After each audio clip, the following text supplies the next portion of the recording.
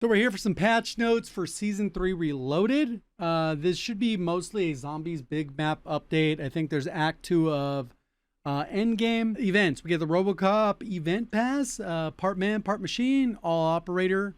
RoboCop doles out justice. I'm sure somebody thought they were writing some heat when they wrote that. Unlock limited time rewards by earning XP in any mode. So it's an XP based event, which usually means you could skip it if you just want the skin right off the bat, but typically you play very decent amount over a 2-week period, usually get everything. It's not like you have to go overboard with playing beyond your normal play session. Call of Duty Endowment, we get the Navigator Challenge. That'll also be another thing. Limited time drop. I think that's in the next week. Then Warzone maps. So new Battle Royale casual map rotation. Big map rotation will be introduced during Season 3, featuring both Avalon and Verdansk. Map will rotate on a 10-minute timer. So they basically just added casual to the mix for those because prior didn't have that.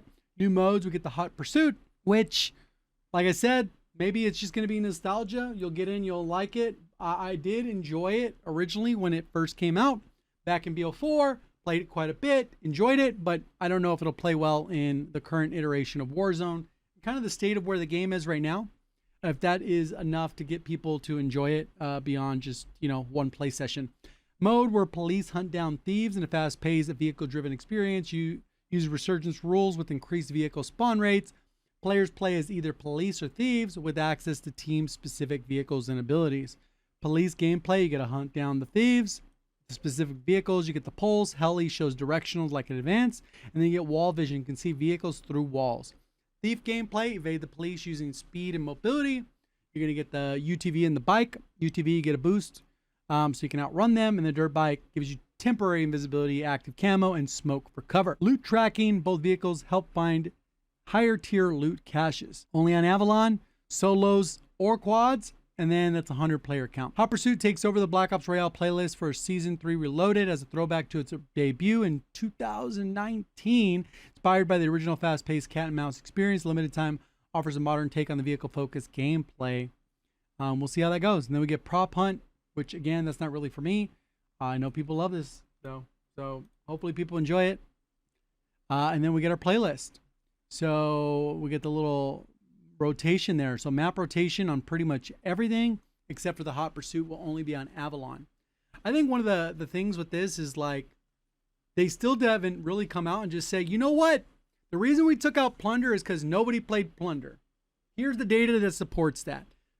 Nope, they just let it linger on and quiet about it. I'm really glad that they added these types of things like the asset reflects North America and European playlists. Other regions may differ. We pointed that out very early on in the life cycle, and we pointed other things out. But it's like, why not address certain elephants in the room that really just cause people to linger and get pissed off? If you just came out and said, we're never bringing back Plunder, only 12 or like only 6% of the population played Plunder, no one really cared about it, they prefer casual, whatever, just be open and transparent about something like that. And then people that are clinging on can just like leave. Like they don't need to hold on to the hope. And the people that, maybe want to keep playing, then they could just move on to the other mode and maybe find something else they can enjoy in COD or, one of the other 100 games out there.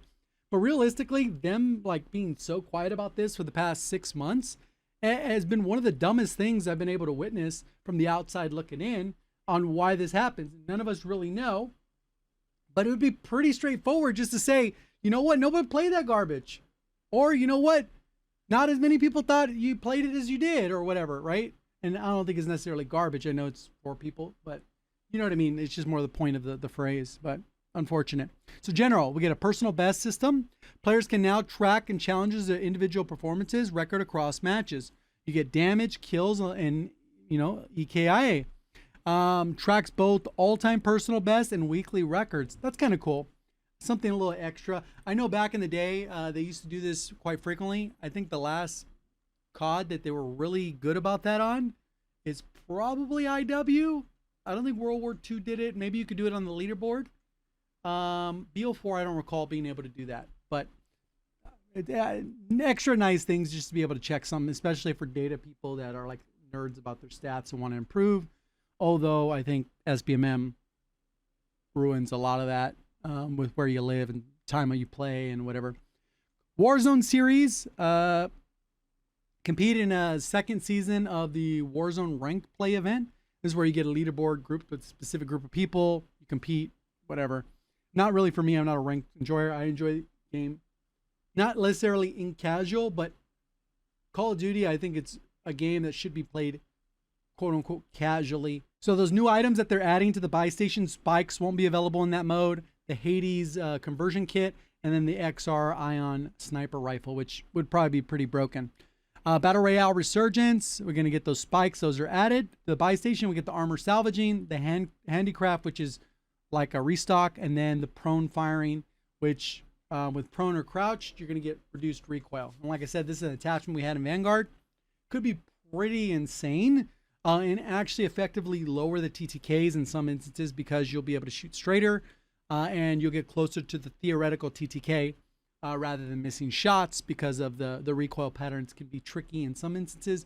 Maybe they wobble just more than you're able to control. So adjusted Black Ops Royale backpack default category. Opening the backpack will now default to the perks category, which makes sense. They probably were noticing everyone as soon as you went in there, they were tabbing down so they can interact with those. So you got to relearn that muscle memory. Weapon upgrade kits, completing executions and bounty contracts now reward a weapon upgrade kit. So there's a more direct way to do it as an aggressive player. Battle Royale supply box duplication prevention. Supply boxes will no longer drop duplicate equipment types. Maximum of 1 field upgrade, 1 lethal, 1 tactical. Okay. Equipment drop rate balancing. Adjusted drop rates to better reflect commonly used and preferred equipment. Increased drop rate of the Molotov and decrease the deployable cover, phantom signal, and needle drone C4. And they probably are like, oh, you know what? Even if their slot's empty, people just aren't picking these up. So they could have been removed. Like that's maybe what you want to do. But the problem is maybe they're not ready to replace those items for other items that would compete with the other things that are actually chosen. I don't know. It could have been something that they said, oh, we plan to completely remove these at a later date and replace them with XYZ in the future or something like that, because it would greater justify the communication side of it. So Battle Royale and Resurgence, equipment rotation, frag replaced with the cluster grenade, shock stick replaced with the EMP grenade, and pinpoint grenade with the sensor dart, which are pretty cool. Perk pool updates. Legendary chest, you're going to get Drone Instructor, Berserker, Ghost, Irradiated. Contracts reward Sprinter, Adaptive, Ghost, and Irradiated. So Ghost and Irradiated, you'll be able to get pretty much either of those. And then the other two are more specific if you want to directly go after Drone Instructor or Berserker or Sprinter and Adaptive. And just hope you get the good RNG that you're not getting Ghost on both of them or Irradiated on both if you're looking for the others. Buy station updates. Spikes are being added, removed. Counter UAV and grapple hook. I'm not sure if this is supposed to be on the same line. But yeah. Then final circle behavior. Items exposed to the gas zone will now be disabled immediately once the buy station shut down. The final circle. And this is a common issue that they fixed and then it came back. And I think it popped up recently in a competitive match where people were just doing a stim off because you could throw down equipment and stuff like that. It's just kind of annoying way. The end game should involve one person shooting another player, and that result in a winner and a loser. Not, oh, you happen to have a self-revive, stim, and it just is less, it goes against the design intent of the actual gameplay. Although I think there are plays that can be made with stims and stuff like that. That's not how they want to encourage gameplay, right? Public events. So we get Resurgence, classified weapons added to Resurgence playlist. That's interesting. Okay. Contracts. So adjusted Battle Royale and Resurgence contract and gas circle interaction. Contracts will no longer disappear immediately when they enter the gas, which is good because sometimes you're trying to go grab, the supply contract or a bounty and you just can't beat the gas. So yeah, you'll be able to go in there and grab the contract a certain amount of time. Supply run. Cash reward significantly reduced, added to Haven's Hollow. All right, cool. Supply is intended to provide a more affordable path to regain and progression rather than serve as a primary source of cash. Well, it's not going to be as effective for a regain other than maybe buying back your teammates with the free buy or whatever, but I don't know. All right, most wanted, updated kill reward behavior in casual Resurgence. Elimination has now reduced the timer by 15 seconds, down from 30. So you're not going to be able to spam those quite as much. Probably in the mode, they were noticing people are probably getting XP too fast.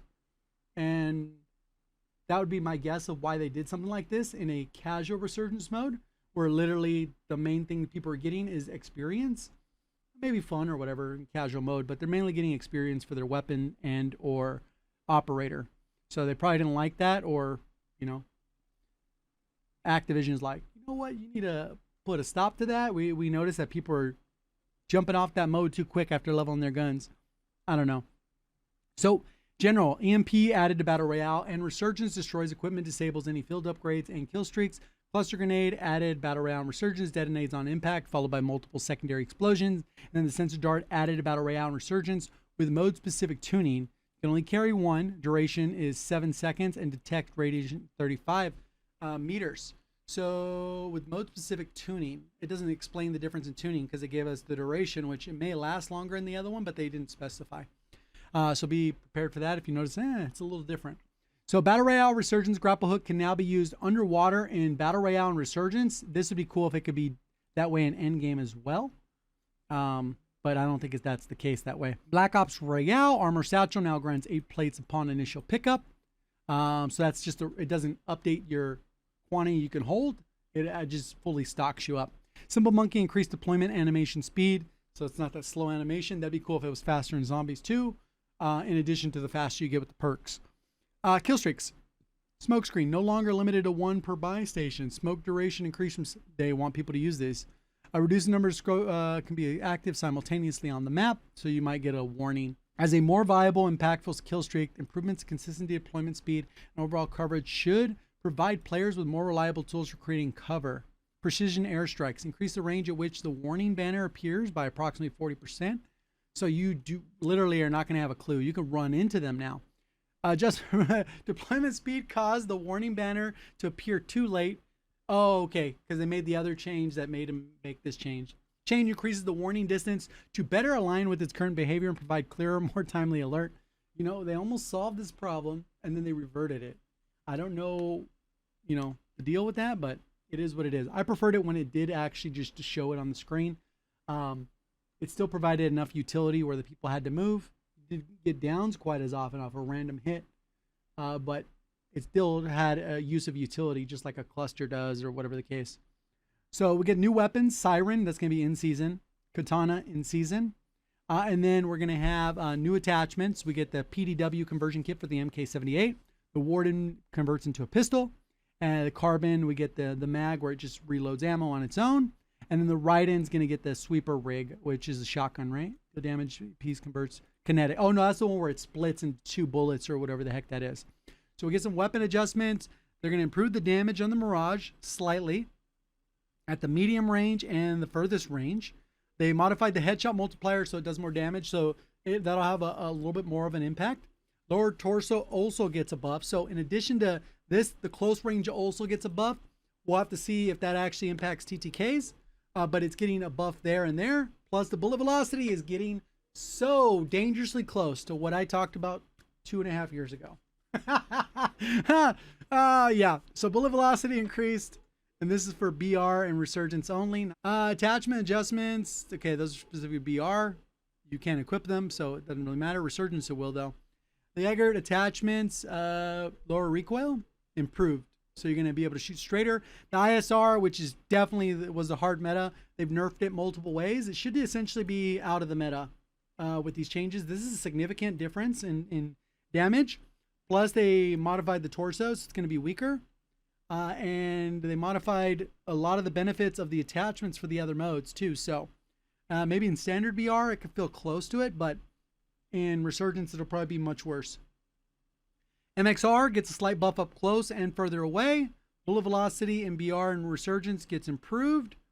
The Voyak gets a slight buff to just its range, and the furthest range gets an extra 5 meters, which again compounds with the attachments. If you put on Monolithic Suppressor, longest barrel, you should push out that range a little bit. And then the bullet velocity is slightly higher.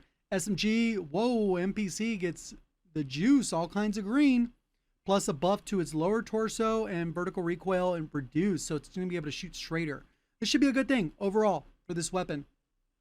Razor, Slight nerf up close. They didn't really change much else on the other side. Recoil is going to be a little bit better in VR and Resurgence. Weird. Stormwolf, slight improvement, 1 meter, I guess. MK, the range change. Sped up the aim down sight by like a frame-ish. Sakol, bullet velocity improvement. XM gets a little bit of a range adjustment, improve the recoil. VS Recon, improve the ADS by a lot, 70 milliseconds almost there. It's pretty good. Bullet velocity, a minor change there. Then some fixes, some private match UI, and that's pretty much it. Again, this wasn't touted as a major update. This is just a mid-season update for a random season 3 update. And realistically, there's not a ton in there, I don't think. But they're gonna shake up the meta. If you want a new meta, that should be there. LTM should at least be interesting. We'll see if it's worth even playing. I think they still lacks a lot of transparency around certain changes like the playlist and some other changes that I mentioned throughout the video that would just help with some transparency. And I don't feel like anything about this will cause you that enjoy the game currently to go tell your friends to jump on this mid-season update, because you're going to miss out on everything and you're really only missing out on RoboCop. Other than that, I don't really see a lot of juice in this. I'm excited for the zombie side of it, which they're coming out with a new map, so that should be fun with the relic stuff. And then Endgame, they'll drop their second act. If you've been involved in Endgame at all, I think it's increasingly got better since the start. And again, they should have never dropped the campaign. They should have just said, F that, we're going to commit to Endgame, because it's clear that that's the vision for the game, and they weren't really that inspired at all to make BO7's campaign, at least not in my opinion.